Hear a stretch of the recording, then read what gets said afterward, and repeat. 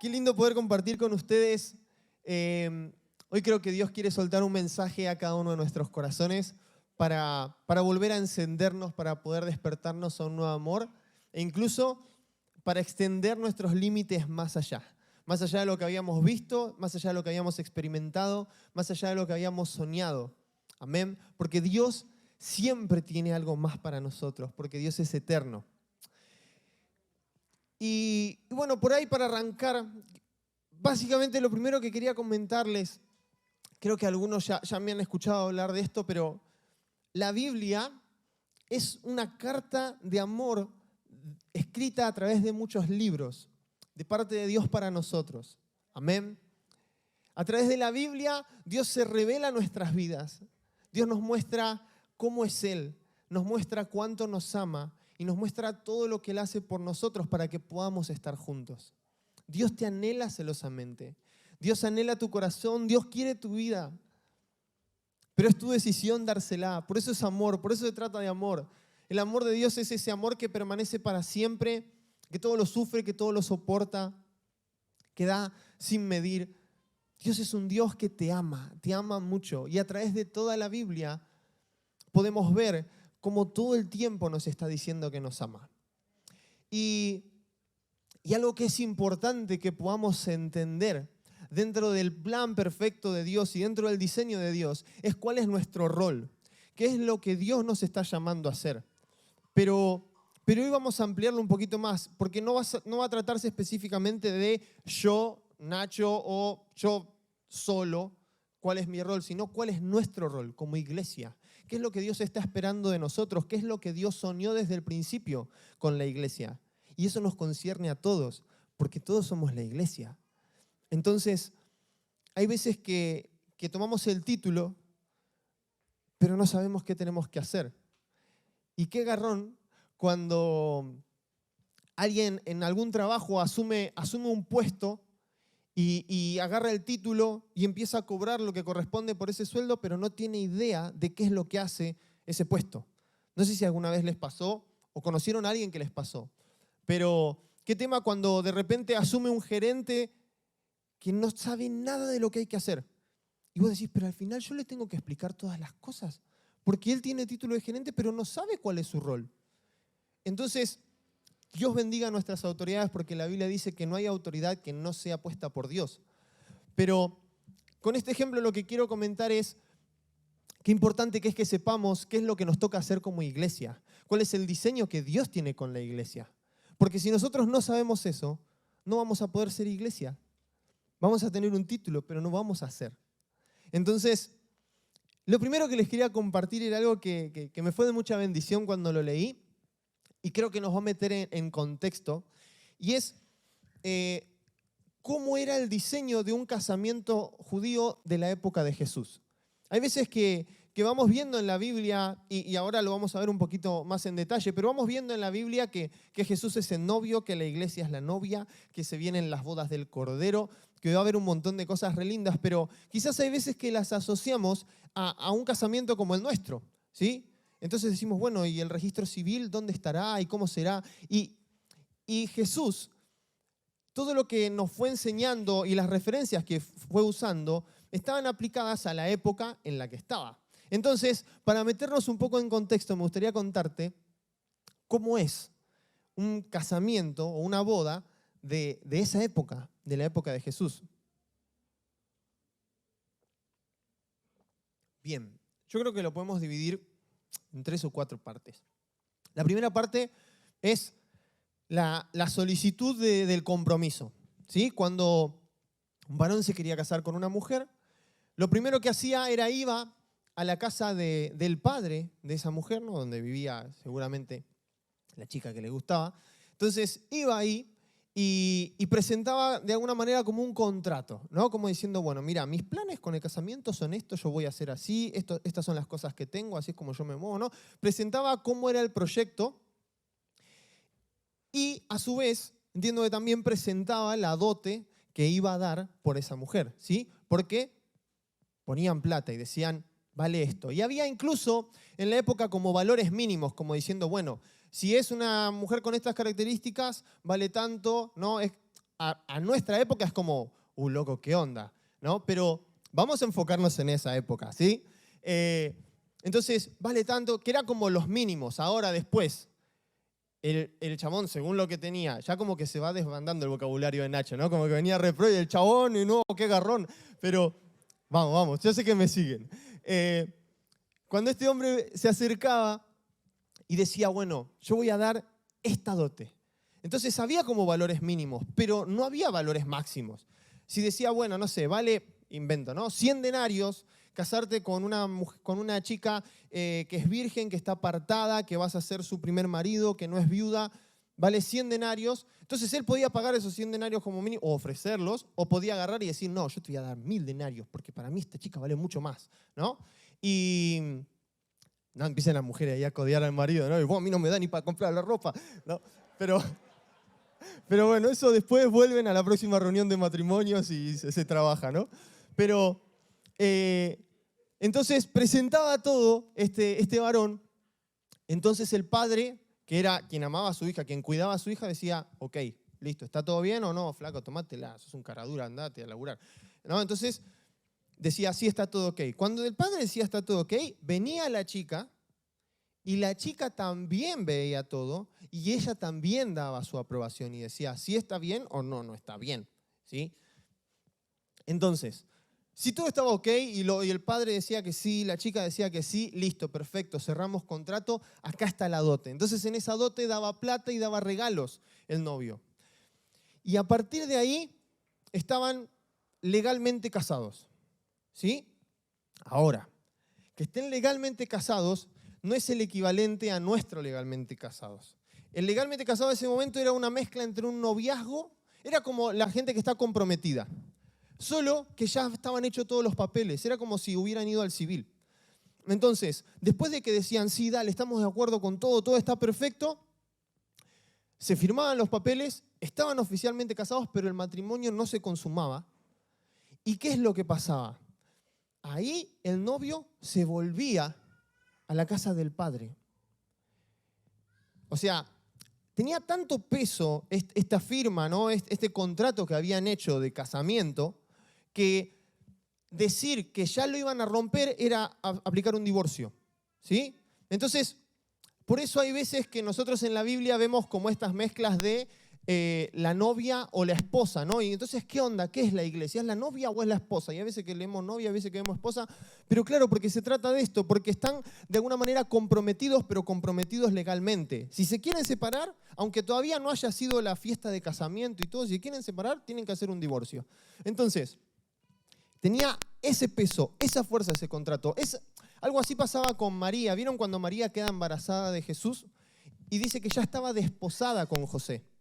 Ya estaba todo firmado. Oficialmente estaban casados, pero todavía no habían consumado porque María era virgen, ¿sí? De ahí la Virgen María, ¿no? Por si alguno no lo había entendido. Pero, entonces, cuando estaba firmado eso, el novio se volvía a la casa del padre y en la casa del padre empezaba a preparar el lugar donde iban a habitar con la esposa. Y eso ya es re loco, ¿no? Entonces iba a preparar morada. A veces, generalmente, era como un lugar anexo a la casa del padre. Paraba todo. Ahora, lo loco de todo esto es que el novio no sabía cuándo iba a volver. Había un momento específico y determinado donde el padre le daba la señal al novio y cuando le daba la señal al novio, el novio sabía que ya podía volver por su esposa. Entonces, solamente el padre sabía ese momento, le daba la señal al novio, incluso a veces, que por ahí capaz le aplicaba un poco de romance, ¿no? Podía ser de noche, a la medianoche capaz, le decía, listo, anda, volvé por tu mujer. Entonces, se armaba toda una procesión. ¿Por qué? Porque salía el novio desde la casa del padre con los amigos del novio. Y los amigos del novio iban haciendo una fiesta. Y algunos tocaban trompetas, iban gritando, ¡ahí viene el novio, ahí viene el novio! Porque claro, del otro lado estaba la esposa. Ahora, ya contamos un poquito lo del esposo. Después del contrato, ahora vamos a contar lo que pasa con la novia. Cuando se firmaba ese contrato y el novio se iba a preparar esa morada donde iban a estar, la tarea de la novia era prepararse para el día que su novio regrese. Entonces, usaba la plata que le había sido dada como dote y todos esos regalos para prepararse. Y había amigas de la novia, ¿sí?, que eran algo así como las damas de honor, que la ayudaban en todo ese proceso de preparación. Y no solo en eso, sino que le ayudaban a vigilar el momento en el que el novio iba a volver, porque la novia tenía que estar preparada para el momento en el que el novio iba a volver. A partir de ese contrato, cuando la novia se estaba preparando para su novio, ¿no?, la novia se la llamaba Kidushin, ¿sí?, que significa literalmente santificada o apartada. Entonces la novia se preparaba para recibir al novio. Las damas de honor que estaban con ella, sus amigas, la ayudaban a prepararse, e incluso, como estaba esta posibilidad de que el novio volviera de noche, tenían lámparas que dejaban al lado de sus camas. Porque si el novio volvía de noche, encendían esas lámparas y salían. Entonces, de repente está la novia con sus damas de honor ahí esperando, y empiezan a escuchar allá a lo lejos: ¡ay, viene el novio, viene el novio! ¿Sí? Son las 12 de la noche, viene. ¡Uy, dale, vamos a prepararnos, dale, falta terminar esto! No, justo me hice el rodete. Y entonces estaban ahí como preparándose todo, y aceleraban todo, prendían las lámparas, y desde la casa de la novia salía otra caravana. Y era la novia con las damas de honor a encontrarse en el camino con el novio que venía con sus amigos.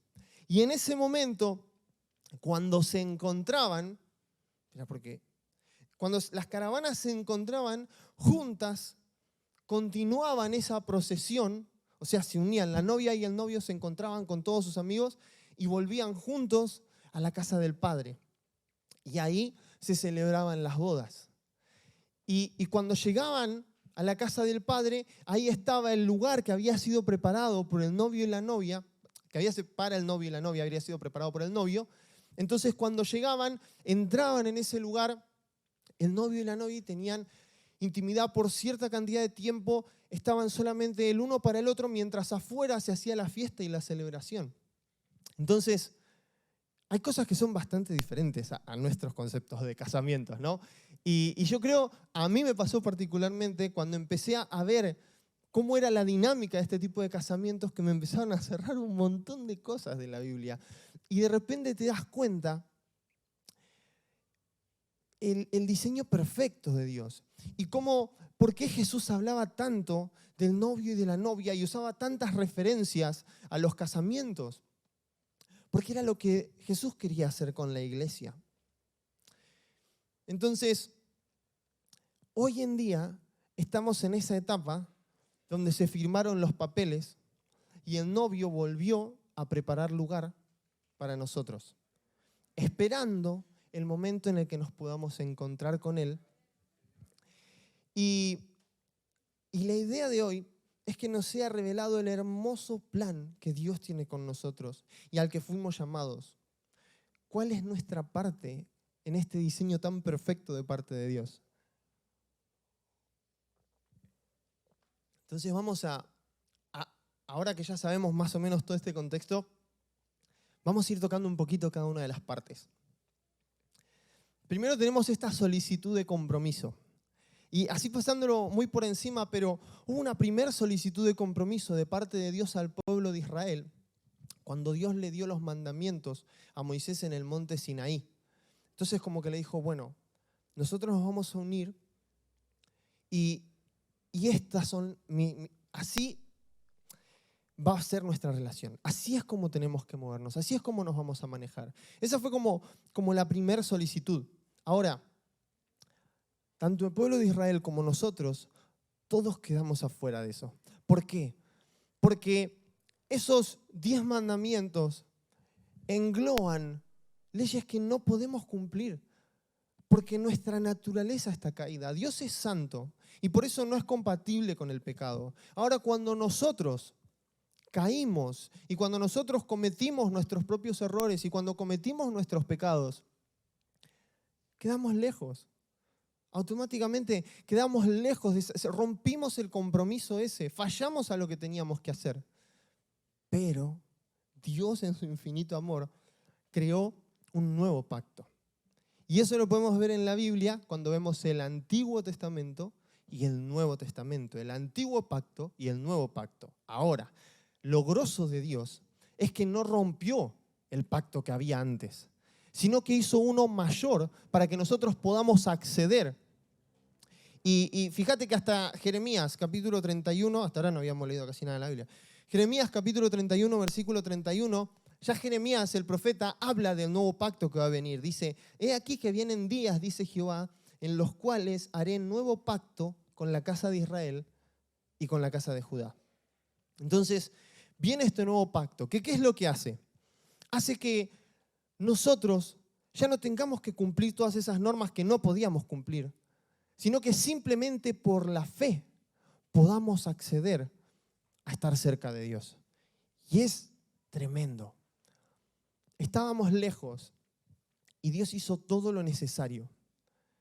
Entregó lo más valioso que podía entregar para que nosotros podamos estar cerca de Él. Y si después en tu casa vos querés profundizar en esto, este nuevo pacto y cómo es y el diseño del nuevo pacto, lo puedes leer en Romanos capítulo 3, del versículo 21 al versículo 31. Pero básicamente este nuevo pacto no invalida el pacto anterior, sino que lo aplica y siendo superior nos da la salida. El nuevo pacto dice que por la fe podemos ser salvos, por creer en Cristo. Y nosotros aceptamos este nuevo pacto en el momento en el que decidimos creer en Jesús y reconocerlo como Señor de nuestras vidas. Eso hace que volvamos al juego. ¿Y es porque algo que hayamos hecho nosotros? No, todo lo hizo el novio.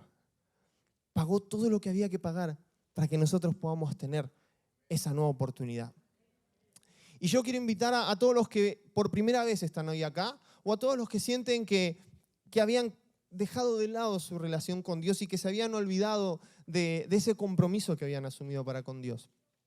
Quiero hacer un pequeño llamado ahora un pequeño pero importante llamado, para poder reconciliarnos con Dios o para poder renovar esa decisión. O si es la primera vez que estás escuchando esto, para decirle a Jesús, ok, si vos hiciste todo lo que tengo que hacer para estar cerca tuyo y yo solamente tengo que creer, hoy quiero creerlo.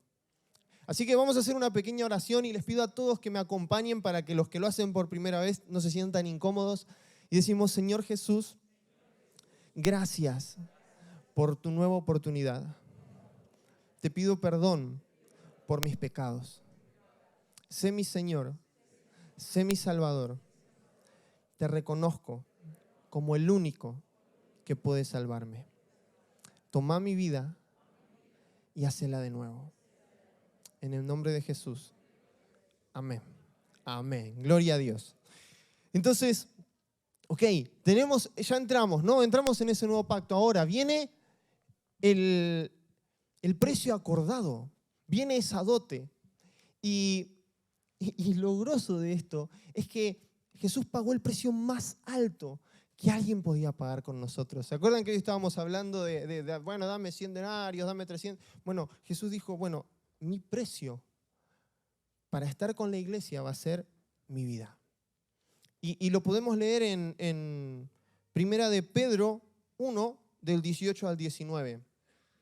Dice, sabiendo que fuisteis rescatados de vuestra vana manera de vivir, la cual recibisteis de vuestros padres. Ok, fuisteis rescatados. Ahora, no con cosas corruptibles como oro o plata, sino con la sangre preciosa de Cristo, como de un cordero sin mancha y sin contaminación. Y si te quedaba duda de que esto fue el pago y la expresión de amor de Cristo por nosotros, en Efesios capítulo 5, del 25 al 27, vemos cómo tiene que comportarse un marido con su mujer y nos pone en paralelo con el ejemplo de Cristo como referencia. Dice, maridos, amad a vuestras mujeres, así como Cristo amó a la iglesia y se entregó a sí mismo por ella, para santificarla, habiéndola purificado en el lavamiento del agua por la palabra, a fin de presentársela a sí mismo una iglesia gloriosa que no tuviese mancha ni arruga ni cosa semejante, sino que fuese santa y sin mancha. Jesús pagó todo, presentó la dote más valiosa que se podía presentar. Y aparte de todo esto, no solo que pagó esa dote, sino que nos dejó regalos. Y el regalo más importante que tenemos y esa garantía de que Él va a regresar es el Espíritu Santo. Y si vamos a Efesios capítulo 1 del 13 al 14, dice, en Él también vosotros, habiendo oído la palabra de verdad, el evangelio de vuestra salvación, y habiendo creído en Él, fuiste sellados con el Espíritu Santo de la promesa. ¿Ok? Creíste y fuiste sellado con el Espíritu Santo. Dice que es las arras de nuestra herencia hasta la redención de la posesión adquirida para alabanza de su gloria. ¿Qué son las arras? Las arras, o sea, el Espíritu Santo dice que es nuestras arras. Ahora, ¿qué es una arra? ¿No? Es una jarra sin J. ¿Qué es? Las arras son unas monedas que se daban como garantía. ¿Sí? Las arras son unas monedas que, por ejemplo, yo a Iván le digo, che, Iván, necesito que me prestes, no sé, un vuelto, 100 lucas. ¡Guau, re grosa! No sé, necesito que me prestes o préstame el coche, lo que sea. Entonces yo digo, pero como garantía, yo te voy a dejar estas arras, estas monedas representan la garantía que yo te voy a dar. Representan que yo voy a volver con el auto sano, te lo voy a devolver o que voy a devolverte toda la plata. Eso serán las arras. Ahora, es muy groso que el Espíritu Santo sea nuestra garantía.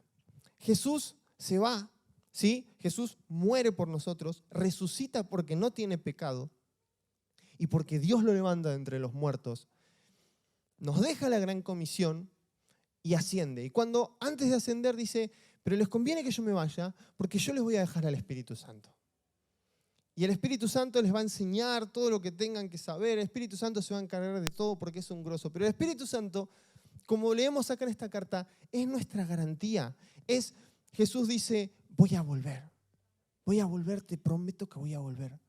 Y te dejo esto en garantía, al Espíritu Santo. Ahora, hay veces que nosotros, y gloria a Dios por eso, disfrutamos mucho del Espíritu Santo. Pero hay veces que no nos damos cuenta que si hoy estamos experimentando al Espíritu Santo, todo el tiempo estamos recordando que va a volver, que nuestro novio va a volver, que va a cumplir su promesa. Si vos, ¿cuántos de acá experimentaron el poder del Espíritu Santo? ¿Sí? Levanten la mano, por favor. Bien, todo el que no lo experimentó, vean los que sí levantaron la mano, tenga fe de que hoy va a pasar algo especial en su vida y va a experimentar al Espíritu Santo. Si nosotros hoy experimentamos al Espíritu Santo, es un recordatorio de parte de Jesús de que Él va a volver. ¡Qué tremenda la presencia del Espíritu Santo!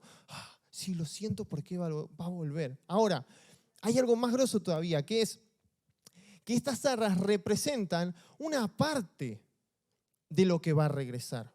¿Sí? Es como, te dejo la primera cuota en garantía. ¿Sí?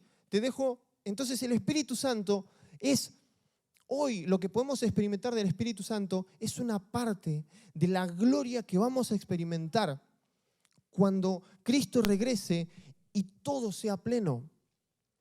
El Espíritu Santo está con nosotros y cuando venga Jesús, va a estar re groso, va a estar tremendo. Van a pasar cosas gloriosas.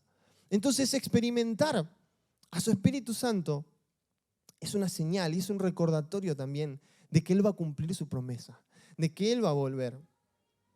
Y ahora el Espíritu Santo, encima de todo esto, es quien nos da, ¿sí? No me voy a poner a leer todos los versículos porque me va a hacer un montón, pero 1 Corintios 12, capítulo 4 y 12, capítulo 11 nada más. Leemos. Dice, ahora bien, hay diversidad de dones, pero el Espíritu, o sea, el Espíritu Santo, es el mismo. Y hay diversidad de ministerios, pero el Señor es el mismo. Y el versículo 11 dice, pero todas estas cosas, porque ahí empieza a hablar de todos los dones, ¿no? Y dice, pero todas estas cosas las hace uno y el mismo Espíritu, repartiendo a cada uno en particular como Él quiere. Entonces, todos los dones que hoy podemos tener son porque el Espíritu Santo le plació repartírnoslo. El Espíritu Santo dijo, a vos te voy a dar esto, a vos te voy a dar lo otro, y con eso vamos a bendecir a la iglesia. Ahora, si volvemos al ejemplo de hoy y a lo que hoy habíamos estado hablando sobre para qué era ese pago para la novia y para qué eran esos regalos, eran para que la novia se prepare hasta que el novio vuelva. Entonces, ese gran sacrificio que hizo Jesús por nosotros es para que nosotros podamos ser santificados, para que podamos ser purificados, para que como novia podamos pasar a ser llamados, no voy a inventar un nombre, espera que llego, para que podamos ser llamados Kidushin, esa novia santificada, esa novia apartada. Jesús pagó para que nosotros podamos ser santificados y apartados para Él. Y nos dejó al Espíritu Santo como garantía de que algo grande iba a venir, pero también como un regalo para que nosotros nos preparemos para Él. Porque el Espíritu Santo es el que empieza a repartir los dones en la iglesia para que podamos bendecirnos entre nosotros, para que podamos ministrarnos. ¿Y para qué nos ministramos entre nosotros? ¿Porque uno es más grosso que el otro? No, porque somos un cuerpo, porque nos hacemos bien entre nosotros, porque el Espíritu Santo obra a través nuestro para que podamos ser la novia santa y pura que Jesús viene a buscar.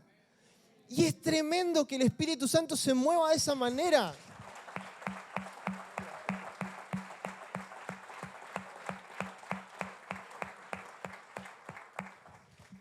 Entonces, es muy grosso el diseño de Dios, de cómo fue haciendo todo para que nosotros podamos prepararnos para cuando Él regrese.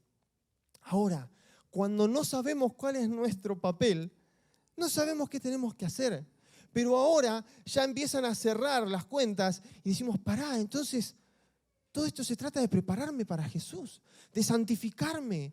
Todo esto se trata de empezar a usar los dones para que como iglesia podamos crecer, podamos madurar, podamos hacernos bien.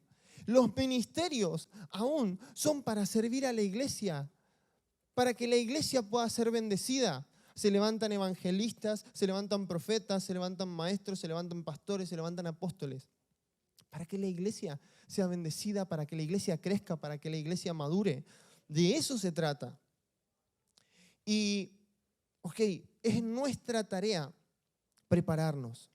Jesús dijo que iba a preparar lugar para nosotros. En Juan capítulo 14, versículo 2, Jesús dice, en la casa de mi Padre muchas moradas hay. Si así no fuera, yo os lo hubiera dicho. Voy pues a preparar lugar para vosotros. Cuando entendemos el contexto, está súper claro. Jesús fue a preparar lugar para nosotros en la casa del Padre. Y cuando el Padre dé la señal, porque la misma Biblia dice en Mateo 24:36, pero el día y la hora nadie sabe, ni aun los ángeles de los cielos, sino solo mi Padre. Entonces solamente el Padre sabe. Jesús fue a preparar morada para nosotros, nos deja el Espíritu Santo, hace todo para que podamos prepararnos en santidad para Él. Y cuando el Padre dé la orden, Jesús arranca la vuelta. Y Jesús viene. Y viene para reinar con nosotros, viene para casarse con la novia con la que ya firmó todos los papeles. Y ahora, hay deseos. Si alguno de los chicos ya me va acompañando, hay deseos de volver a verse entre la novia y el novio. Y si leemos Apocalipsis 22:17, dice que el Espíritu, que es la persona que dejó Jesús para ayudarnos a anhelar al novio, dice, y el Espíritu y la esposa dicen, ven. Y ahora entendemos por qué dice esposa, porque ya está todo firmado, todo, pero todavía no se casaron. El Espíritu y la novia dicen, ven. Y Apocalipsis 22, capítulo 22, versículo 20 dice, el que da testimonios de estas cosas, o sea Jesús, dice, ciertamente vengo en breve. Amén. Es como, ya vuelvo, mi amor. Ay, sí, vení, por favor, le dice la novia. No, esa es la dinámica. Ahora, hay muchas veces que acá nos trabamos. Porque muchas veces empezamos a erróneamente tener miedo de que Jesús vuelva. Y yo he experimentado tiempo atrás como cosita, ¿no? De que, bueno, y si Jesús vuelve, te agarras con un escalofrío. ¡Qué equivocados que estábamos! ¡Qué equivocados! ¿Por qué cuando vemos una película y vemos que, no sé, hay toda una catástrofe, terremoto, todo está cayendo, entonces está la pareja y el chabón agarra y a la novia la deja y le dice, quédate acá, volveré, ¿no? Y agarran y se dan un beso así como, te voy a extrañar aunque vuelva en 5 minutos, y se va a solucionar el problema del mundo, ¿no? Y vuelve y se encuentran. Y decimos, ¡wow! ¡Qué lindo! ¿Viste? Bueno, no digo tan así, pero uno está como, sí, va a volver, sí, se lo prometió, dale, que tenés que llegar, no, que se rompe el piso, no va a llegar. Y estás con todo eso. Ahora, ¿por qué si Jesús dice, vuelvo pronto? Dice, ¿en serio? ¿Por qué? Ese es un error que hizo que cerráramos esa parte de la Biblia y que dijéramos, bueno, que vuelva cuando Él vuelva y ya está. No, es el novio que está volviendo y hizo todo para que estemos listos para Él. Y el que entiende las cosas dice amén. Y si volvemos a leer un pedacito de ese versículo 22, 17 de Apocalipsis, me gusta, Apocalipsis 22, versículo 20, vemos como una parte que agrega Juan. El capítulo 22 es el último Apocalipsis. Y Juan agarra y escribe todo el Apocalipsis, ¿no? Que Dios le va mostrando, que Dios le va revelando. Empieza a escribir todo. Cuando termina de escribir todo lo que dice Apocalipsis, anota lo que Jesús dice. El que da testimonios de estas cosas dice, ciertamente vengo en breve. Y Juan agrega, amén, sí, ven Señor Jesús. A ver, si Juan que vio todo eso dijo, sí, vení por favor, y Juan que te lo escribió, que lo dejó ahí escrito, dice, ay, sí, vení por favor, algo no estamos entendiendo si tenemos miedo de que vuelva. Hay algo que está tecleando mal ahí. Y una de las cosas que nos han hecho dar como cierta cosita es un versículo que quizás hemos leído a medias, ¿no? Por eso decimos, porque va a venir como ladrón en la noche. Entonces decimos, no, yo no quiero que me vengan a robar, y menos a la noche, un miedo. Entonces como que queda ahí y nos trabamos ahí. Ahora, me gustaría que lo leamos juntos, ¿sí? Primera de Tesalonicenses, capítulo 5, a partir del versículo 1 al 11.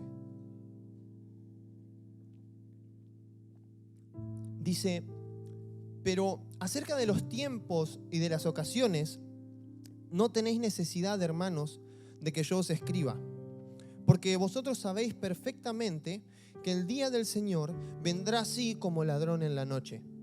Qué miedo, cerramos. Ahora vamos a seguir leyendo. Que cuando digan paz y seguridad, entonces vendrá sobre ellos destrucción repentina, como los dolores a la mujer encinta, y no escaparán. Peor, ¿para qué seguir leyendo? No, esperá. Versículo 4. Mas vosotros, hermanos, no estáis en tinieblas para que aquel día os sorprenda como ladrón. Vos no estás en tinieblas. Al que no está preparado, al que está haciendo la suya, el que ni siquiera sabe que el novio va a volver, a él sí le va a agarrar de golpe, pero a vos no. Si vos estás entendiendo todo, vos estás esperándolo, si vos te estás preparando, si vos estás usando todo lo que te dio para que nos preparemos como iglesia, ¿cómo nos va a agarrar como ladrón? Si estamos todo el tiempo esperando, viendo a ver si se escucha un ruidito allá en el fondo porque ya viene, ¿eh? Y dice, porque todos vosotros sois hijos de la luz e hijos del día. No somos de la noche ni de las tinieblas. Por lo tanto, no durmamos como los demás, sino velemos y seamos sobrios.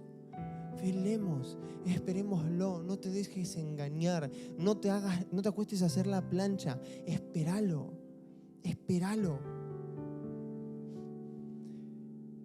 Y dice, pues los que duermen de noche duermen y los que se embriagan de noche se embriagan, pero nosotros somos del día. Seamos sobrios, habiéndonos vestido con la coraza de fe y de amor y con la esperanza de salvación como yelmo. Porque no nos ha puesto Dios para ira, sino para alcanzar salvación por medio de nuestro Señor Jesucristo, quien murió por nosotros para que ya sea que velemos o que durmamos, vivamos juntamente con Él. Y me gustaría resaltar una parte de este versículo. Dice, ya sea que velemos o que durmamos. Velar, ya sabemos que es estar ahí despierto esperando. Y durmamos, no está hablando de dormir de, bueno, si te colgaste. Durmamos es morir hasta el día en que seamos resucitados. Entonces, dos opciones hay. O velá o estás muerto. O sea, dejamos de velar cuando nos morimos. Mientras tanto, la iglesia vela, la iglesia espera, la iglesia se prepara, la iglesia se purifica, la iglesia está esperando cualquier momento la llegada de Cristo. Amén.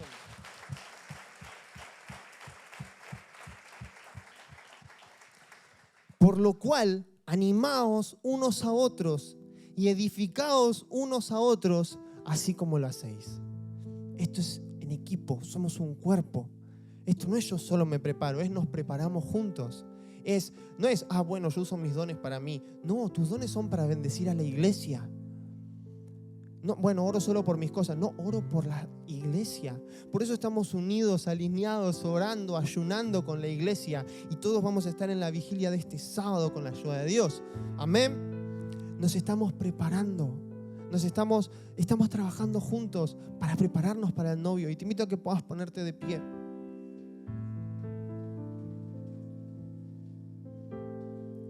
Se trata de esperarlo con ansias.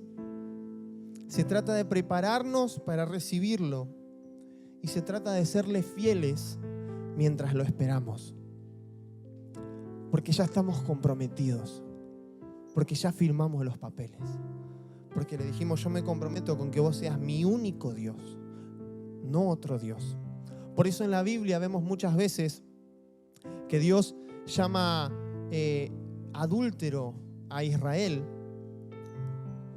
cuando se va detrás de otros dioses. Nosotros habíamos hecho un pacto. Yo iba a ser tu único Señor. Yo iba a ser tu único Dios. Y vos te fuiste con otros dioses. Vos estás adulterando. De la misma forma, nosotros tenemos que conservarnos siéndole fieles a Jesús. Con Él como nuestro único Señor. Con Él como nuestro único Salvador.